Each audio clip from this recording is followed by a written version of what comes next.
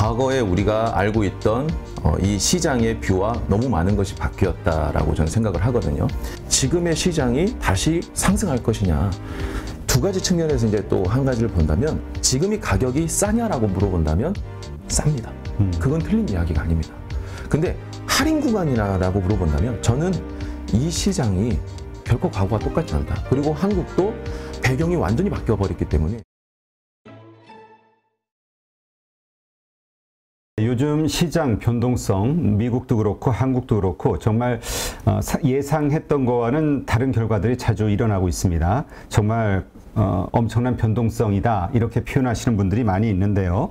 이러한 시장을 시장과 관련된 여러 참여자들 어떻게 바라보고 있는지 좀 다양한 시각을 좀 얻기 위해서 경제 유튜버 운영하시는 분, 그 다음에 또 전문가분들, 골고루 저자분들 이렇게 좀 모시고 그분들의 뷰를 좀 듣고 있는데요. 오늘은 부자TV 유튜브를 운영하시는 전문가시기도 하고요. 최코치님이라는 최코치라는 아이디로 활동을 하시네요. 최현욱님 모셨습니다. 안녕하세요. 반갑습니다. 네. 자. 오늘도 사실 SK 하이닉스의 어닝 쇼크, 그 다음에 미국 시장의 그 구글의 실적이 안 좋아지면서 알파벳, 뭐 시간의 급락 이런 것들 때문에 안 좋을 거라고 봤는데 코스피 같은 경우 상당히 괜찮아요. 네네. 일단 지금의 시장 어떻게 보시는지? 사실 저는 시장에 대해서 오래 전부터 이제 가져오던 뷰가 과거에 우리가 알고 있던 이 시장의 뷰와 너무 많은 것이 바뀌었다라고 저는 생각을 하거든요. 그러니까 저는 지금도 여전히 우리 투자하는 분들은 시장에 우리가 예상치 못할 만큼의 큰 골을 준비를 해야 된다라고 저는 얘기를 하고 있어요.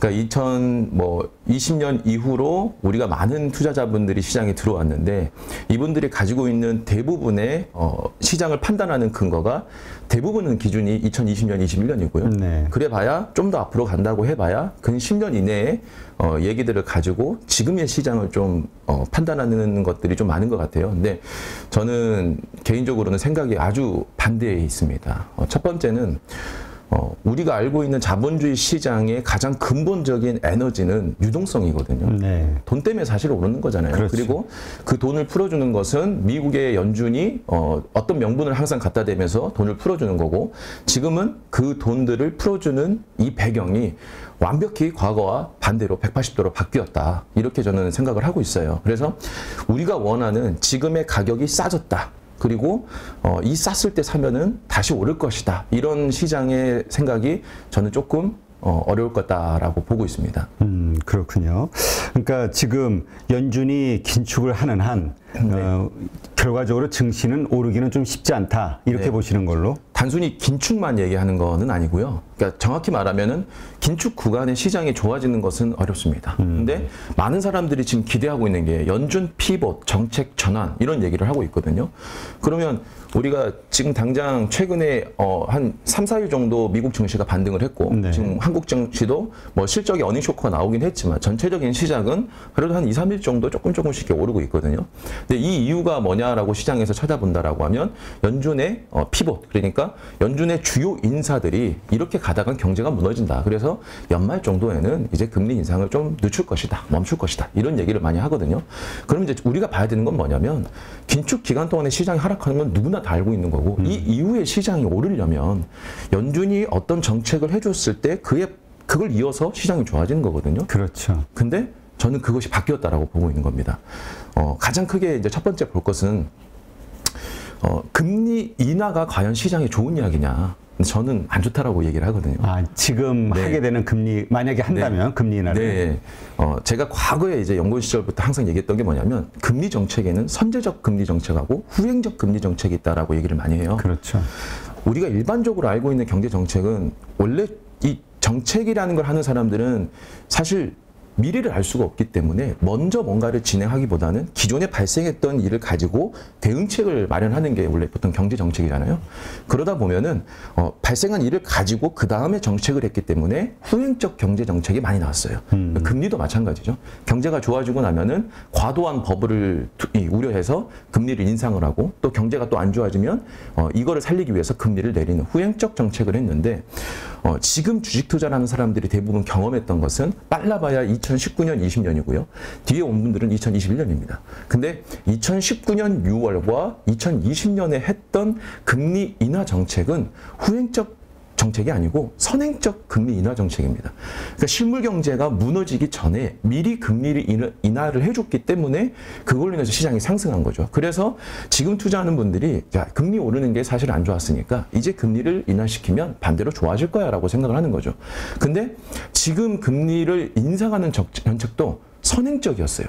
경제가 막 좋아져서 오르는 게 아니라 그냥 코로나 기간 동안에 너무 많은 돈을 풀었고 그 돈 때문에 시장의 인플레이션이 과도하게 나오니 이걸 통제하기 위해서 우리가 미리 금리를 빠르게 올리겠습니다. 이렇게 나온 거거든요. 네. 그러면 이제 시장이 무너지기 시작했단 말이에요. 모든 경제 데이터를 보면은 경제가 살아날 수 있을 거라고 나오는 데이터가 없습니다.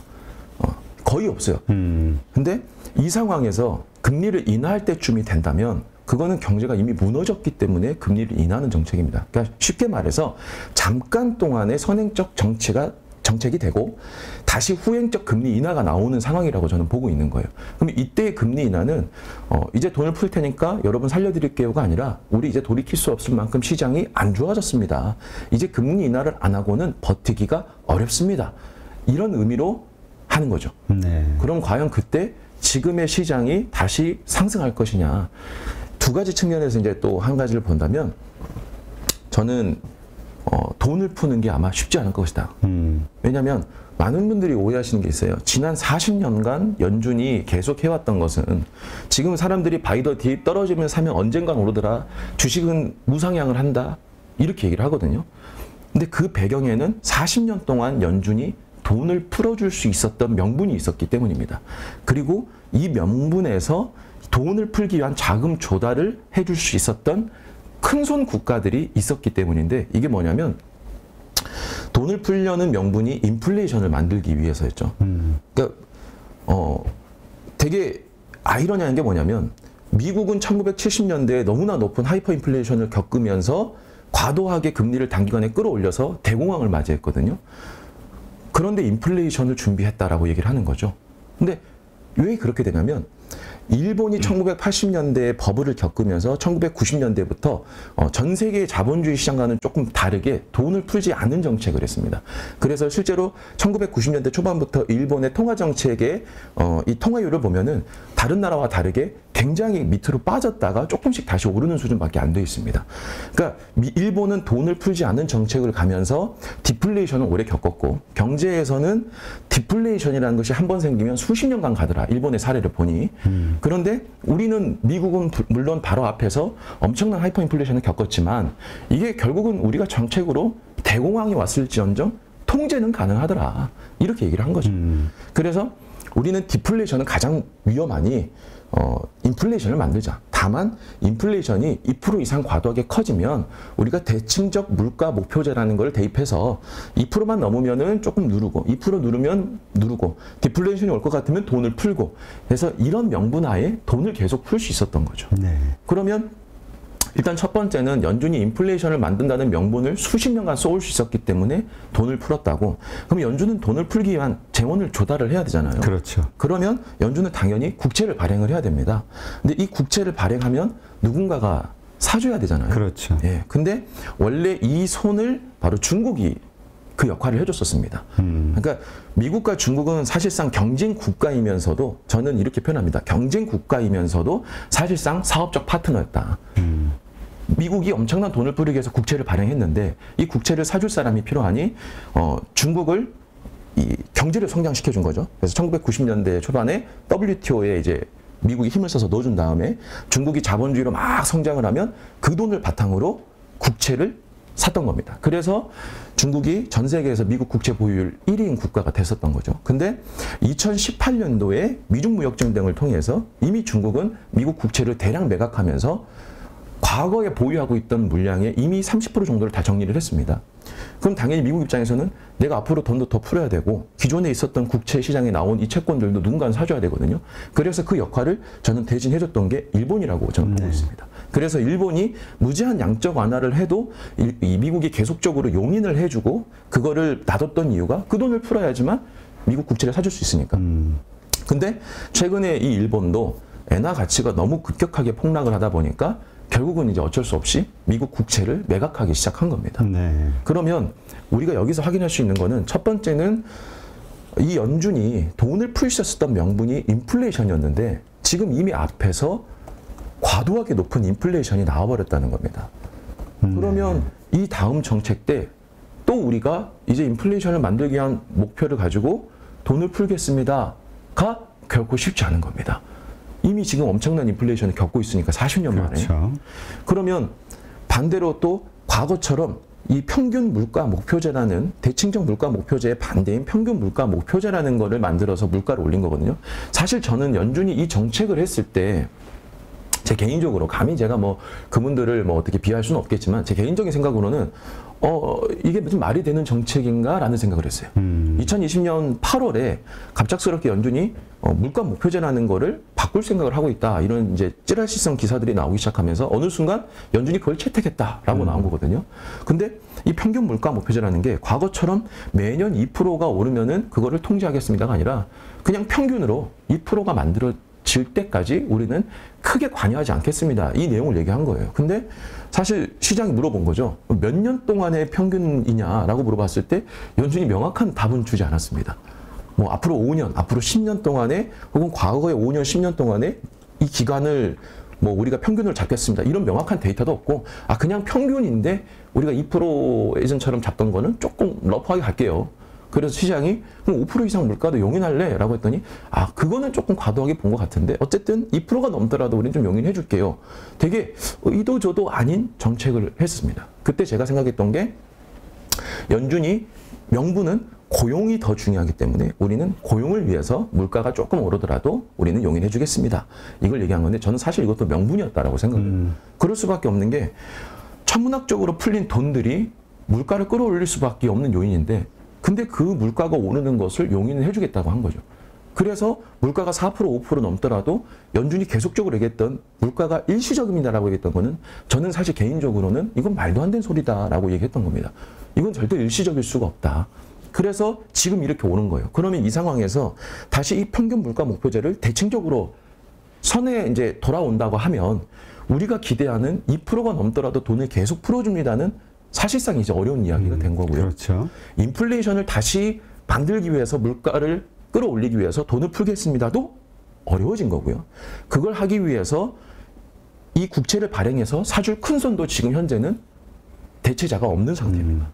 그래서 저는 이런 배경들을 봤을 때 단순히 그냥 긴축을 했다라고 해서 시장이 무너졌고 이게 이미 선반영 됐다는 가정하에 다시 이 다음 정책이 선회했을 때 시장은 올라갈 겁니다라는 논리가 과거를 그걸 만들었던 앞에서 이 내용들이 전부 다 바뀌었기 때문에 결코 그것이 우리가 생각하는 것처럼 쉽게 오긴 어렵다. 저는 그렇게 생각을 하고 있는 겁니다. 네. 그렇다면 지금 최근 미국 시장, 뭐 한국 시장도 마찬가지지만 네네. 말씀하셨듯이 피벗 가능성 연준에 네. 그러니까 이제 뭔가 여러 가지 긴축이라든가 금리 인상에 대한 완화적 조치들이 나오지 않겠냐. 네. 나중에는 이제 궁극적으로 금리 인하하는 어떤 네. 시그널이 나왔을 때에는 그때는 오히려 확 뭔가 튀는 네. 그 시장의 어떤 증시에 도움이 되는 상황이 펼쳐지지 않겠냐라고 생각하는 분들이 많은데 네. 일단 지금 말씀하신 배경으로 봤을 때 그건 좀 어렵다. 이렇게 이제 보시는 걸로. 네, 맞습니다. 네. 그런데 그렇다면 그렇게 확 튀는 거는 어렵다 치지만 상승은 어렵다. 그러면 반대로 그럼 하락은 더 할까? 그러니까 지금이 바닥에 대한 어떤 그 느낌을 가지시는 분들도 많이 있잖아요. 네네. 이 정도면 바닥권이야. 네. 뭐 여러 가지 PBR이니 뭐니 뭐 따져가면서 네. 그건 어떻게 보세요?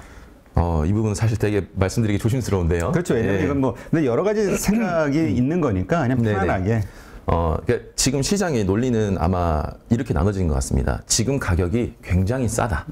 그래서 한국의 뭐 퍼가 뭐 0.8 뭐 이 정도밖에 안 돼서 굉장히 싸고 할인 구간이다. 그리고 그래서 지금이 어느 정도 바닥은 다졌다. 이런 이제 논리가 있는 것 같고요. 아직 바닥이 아니다라고 얘기하는 논리가 이렇게 두 부류가 있는 것 같습니다. 저는 참고로 아직은 바닥이라고 보기는 어렵다라고 생각을 합니다. 첫 번째는 이 뭐 지금이 싸다. 그리고 뭐 싸기 때문에 웬만큼 바닥까지 온 상태라서 지금부터라도 사면 언젠가 오를 것이다 이런 논리인데 저는 여기에다가 이렇게 생각하시는 분들한테 다시 한번 좀 생각을 해보라고 이제 전달하고 싶은 게 뭐냐면 단어의 뜻만 해석을 할 거냐고 어떤 관점으로 그 단어를 해석하냐하고 좀 다르다고 봅니다. 네. 지금이 가격이 싸냐라고 물어본다면 쌉니다. 그건 틀린 이야기가 아닙니다.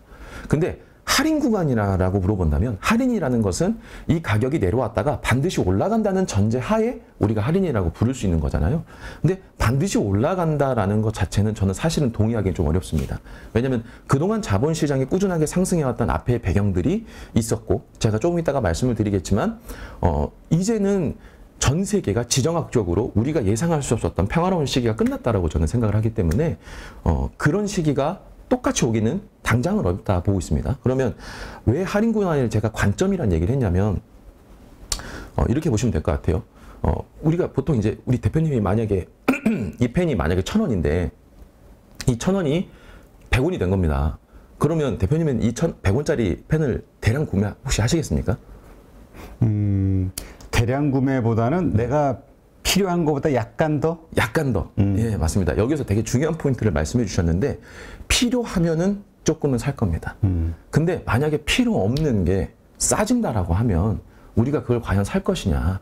왜 이런 제가 얘기를 말씀을 드리냐면 결국 우리나라의 어떤 가치들이 싸졌다라는 거는 다른 나라의 큰 자본들이 혹은 외국인들의 자본들이 야 여기가 지속적으로 성장할 거니까 이 기업들이 싸졌으면 우리가 사는 게 맞아 라는 배경이 깔린다면 우리는 당연히 할인이라고 얘기를 할 수가 있습니다.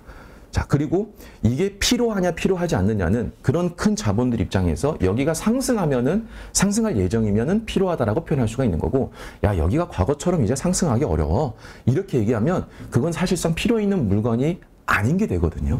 그러면 제가 왜 이 외국의 큰 자본들이 사실 이 관점을 얘기를 하고 있냐면 우리나라가 지속적으로 성장할 수 있었던 배경을 저는 다시 한번 생각을 해봐야 된다라고 보고 있습니다. 물론 제가 뭐 대한민국이 엄청난 뭐 경제학자도 아니지만 적어도 제가 매크로 시장을 시장에서 뭐 한 13년, 14년 정도를 공부해온 사람으로서 가장 우리나라가 성장할 수 있었던 배경에는 물론 미국의 어떤 원조도 있었을 거고 그렇죠. 뭐 방어막도 있었을 거고 뭐 용인도 있었겠지만 그런 걸 떠나서 첫 번째는 우리나라가 아주 운이 좋았던 케이스가 저는 있다고 봐요. 그게 뭐냐면 어쨌든 어떤 나라든 간에 자본이 안정적으로 들어오려면 뭐 하나 필살기는 있어야 됩니다. 그 나라가 이것만큼은 안전하게 지켜집니다라고 하는 필살기가 이제 있어야 된다고 생각하는데 우리나라는 운이 좋게도 2009년도 이후에 국채 시장이 저는 그렇게 됐다고 보고 있어요. 그러니까 결국은 전 세계에서 매년 움직이는 돈이 수십억 원인데 이 돈 중에서 이제 자산운용사들의 전 세계 자산운용사의 돈이죠. 이거의 거의 60% 이상이 채권 금액이거든요. 채권 그렇죠. 시장의 금액입니다. 근데 주식시장보다는 압도적으로 큰 금액이잖아요. 근데 이 채권 시장이라는 곳이 결국은 어디에 채권은 반드시 사야 되는데 원래는 미국 채권과 유럽 채권이 가장 안전한 국가였지 않습니까? 근데 2008년도에 미국의 리먼 사태가 발생하고 서브라임 사태가 발생하고 2010년도 이후에 미국의 유럽의 재정위기가 발생하면서 이 채권 시장에서는 야 이제 미국 다음으로 안전한 채권이 어디냐를 찾을 수밖에 없었습니다. 그러면 채권 시장 일단 큰 데를 보면 중국인데 야 중국은 믿을 수가 없고 일본을 갔더니 일본은 좀 이게 성장하기도 어렵고 성장이 떨어져 있는. 네, 떨어지고 있고 국채 시장도 뭐 사실 크게 오르기도 어렵고 심지어 뭐 지금 일드커브 YCC 해서 뭐 크게 수익 나기도 어렵고 갈 데가 없는 거예요. 그래서 좀 찾아보니까 야 한국이라는 국가가 아시아의 용이라고 불려서 IMF를 맞았는데도 세계에서 최단 기간 극복을 했고 2008년도에 대외 의존도 1위인 국가가 전 세계가 마이너스 나는데 유일하게 혼자 GDP 플러스가 나고 야 여기 좀 상당히 괜찮다. 그리고 수출도 꾸준하게 증가를 하네. 이걸 바탕으로 한국이 국채시장이 상대적 안전 채권으로 인정을 받으면서 실제로 안전하다는 게 아니라 그냥 이제 어떻게 보면은 꽝 대신 닭의 느낌으로 한국 채권 시장에 대규모 자본이 들어온 거죠. 그래서 채권 시장이 안정화가 되니까 우리나라가 그로 인해서 얻었던 혜택이 안정적인 1,200원대 환율의 밴드를 설정할 수 있었다. 네. 그래서 2009년도 이후에 한국은 웬만한 상황이 오더라도 환율에 1,200원이 깨진 적이 없었다는 거죠. 그러면 환율이 안정적으로 유지되면 첫 번째 좋은 게 뭐냐면 수출이 좋습니다. 네. 수출에 의존하는 국가를 다른 국가가 서로 거래를 할 때 이 나라의 환율이 널뛰기를 한다면 사실 거래를 하기가 되게 조심스럽잖아요. 물론 통화 수합이라는 어떤 뭐 대책은 있겠습니다만 뭐 모든 기업들이 할 때마다 그렇게 할 수는 없으니까. 그렇죠. 그러면 이 기업들 입장에서는 상대적으로 거래가 용이해집니다. 여기는 뭐 안전하게 잘 팔리네. 그래서 수출이 일단 잘 되기 시작했고요. 미국이 중국을 WTO에 가입을 시켜주면서 중국은 디플레이션 수출이라고 하는 저가 비용의 저원자재 비용을 가지고 싸게 물건을 수출했는데 여기서 또 한국이 얻었던 혜택이 프록시 통화라는 겁니다. 웬만큼 경제를 아는 분들은 다 알고 있는 거죠. 중국에 투자를 하긴 하겠는데 어쨌든 이 나라가 우리가 뭐 딱 믿을 수 있는 국가도 아니고 그렇죠. 자본시장이 다 개방되어 있지도 않고 거기다가 뭐 이 나라는 좀 거래 비용도 비싸고 하다 보니 야, 해지 비용으로 중국에 주식을 투자했으면 어쨌든 해지로 뭔가를 사놓긴 사놔야 되는데 위안화를 사기는 좀 애매하다 이거죠. 그래서 차선택으로 또 선택했던 게 야 한국이 또 이런 상황이더라 해서 그 자본들이 해지 자본들이 한국의 원화를 또 사게 되는 겁니다. 그래서 이런 것들이 맞물리면서 원화가 항상 안정적으로 유지가 될 수 있었던 겁니다. 그게 한국의 꾸준한 환율의 안정성을 만들었던 건 제가 볼 때 증시에선 가장 호재였던 게 뭐냐면 아무리 증시가 박살이 나도 한국에서 환율이 깨지지 않으면 경제가 흔들리지 않는다는 믿음이 있었기 때문에 일시적으로 증시가 폭락을 하더라도 자본이 유출되지 않으면 그 자본은 다시 증시로 언제든지 들어올 수 있었다. 그래서 그게 우리가 증시가 빠지면 언제든지 사면 다시 오를 수 있었던 가장 큰 이유가 만들어지지 않았던 것이냐. 저는 이렇게 이제 보고 있는 겁니다. 그래서 제가 실질적으로 이제 유튜브를 하기 전에 2020년도에 오프라인 강의를 한창 할 때 뭐라고 했냐면 2020년도에 증시가 막 무너질 때 믿거나 말거나 저는 대한민국의 증시가 1,500이 깨질 거라고 저는 생각을 했었습니다. 근데 그 당시에 그 얘기를 하면 거의 아무도 안 믿었거든요. 근데 딱 하루 1,400을 터치하고 올라갔습니다. 근데 그때 제가 뭐라고 강의를 많이 했냐면 어떻게 보면 우리한테 되게 좋은 기회가 왔다라고 얘기를 했어요. 그 근거는 그냥 앞에서 말한 것들이었습니다. 첫 번째는 코스피가 1,400이 터치할 정도로 완벽히 무너졌는데 환율이 1,200원대에서 100원밖에 오르지 않았습니다. 환율이 1,300원대를 유지하더라고요. 그렇죠. 이건 사실 말이 안 되는 거였습니다. 예전에 우리 과거를 대입해 봤을 때 1,700, 1,600, 1,700 가 있어야죠. 네, 사실은 그게 정상이었을 텐데 1,300원 유지된 걸 보고 제가 첫 번째 생각한 거는 환율이 안 깨졌네? 이거 우리나라에서 자본이 대규모 이탈이 안 됐다는 건데 이걸 긍정적으로 해석하면은 이 자본은 언제든지 증시로 다시 들어올 수 있는 준비를 했다는 건데 그러면 이 자본이 빠지지 않으려면은 국채 시장이 그나마 무너지지 않아야 되는데 하고 채권 시장을 봤더니 생각보다 채권 시장이 무너지지 않았습니다.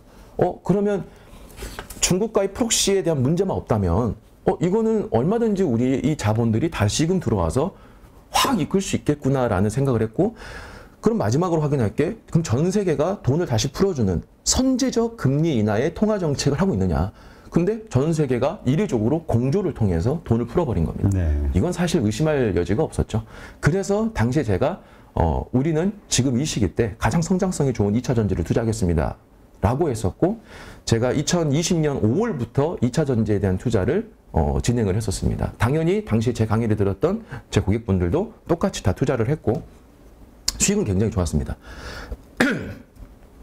최근에 제가 그래서 하락을 막 얘기하니까 저보고 이제 막 닥터둠이 같다, 뭐 닥터둠과 똑같은 얘기한다 이런 얘기하는데 저는 사실 최근 장을 빼고는 단 한 번도 이 시장에서 사지 말아야 된다, 팔아야 된다, 조심해야 된다는 얘기를 사실 한 적이 없습니다. 그건 10년이 넘도록 항상 저는 떨어지면 살 수 있는 게 개미들이 할 수 있는 유일한 방법이다라고 얘기를 해왔는데 지금 그 논리가 뒤늦게서야 많은 분들이 이제 얘기를 하는 거죠. 저는 이 시장이 결코 과거와 똑같지 않다. 그리고 한국도 배경이 완전히 바뀌어버렸기 때문에 심지어 여기서 우리나라 정책을 보면 정치적인 얘기를 뭐 굳이 깊게 하고 싶지는 않습니다만 지금 현재 정치적으로 우리는 탈중국을 하고 있잖아요. 그렇죠. 현 정부도 처음에 들어오자마자 인수위 회의에서 뭐라고 했었냐면 중국의 위안화와의 동조율이 너무 높다. 그래서 우리나라의 우선적 목표가 중국의 위안화의 동조율에서 탈피하는 것이다. 그건 사실상 탈중국을 얘기하는 거거든요. 그러면 이제 여기서는 프록시 통화도 이제 끝나는 겁니다. 왜냐하면 프록시 통화라의 그 위안화 대신 해지로 투자했던 애들의 논리는 중국이 성장할 때 같이 성장하면서 상대적으로 거래하기가 용이한 국가가 어디냐였지. 근데 이제 중국에서 우리가 탈피를 해버리면은 중국의 성장을 우리가 똑같이 따라가기도 이제 어렵고요. 중국이라는 국가가 성장도 과거처럼 쉽지가 않다는 겁니다. 그런 부분을 제가 전체적으로 고려를 해봤을 때 한국의 시장은 과거와 다르다. 그래서 단순히 지금이 싸다라고 표현을 해서 살 수 있는 시기라고 보기는 어렵다. 저는 오히려 바닥이냐 아니냐는 솔직히 저도 모르겠습니다. 다만 아마 대표님도 이 시장에 오래 계셨을 테니까 결국 주식시장이라는 거는 확률이잖아요. 상승할 에너지가 더 크냐, 하락할 에너지가 더 크냐에 따라서 저는 이게 엇갈린다고 보거든요. 그러면 정말 간단하게, 심플하게 지금 상승할 에너지가 앞으로 더 커질 것이냐, 하락할 에너지가 더 클 것이냐라고 봤을 때 저는 이 하락할 에너지가 더 크다는 것이 더 훨씬 크다고 보는 겁니다. 그러니 지금이 바닥인지 아닌지는 저도 모르겠지만 적어도 지금 우리가 싸다는 생각으로 섣불리 들어갈 만한 시장은 아니다라고 저는 보는 거죠. 누구나 1시간 안에 200개 종목에서 좋은 종목을 고를 수 있는 그런 능력을 배양할 수 있도록 제가 도와드리려고 그렇게 하고 있습니다.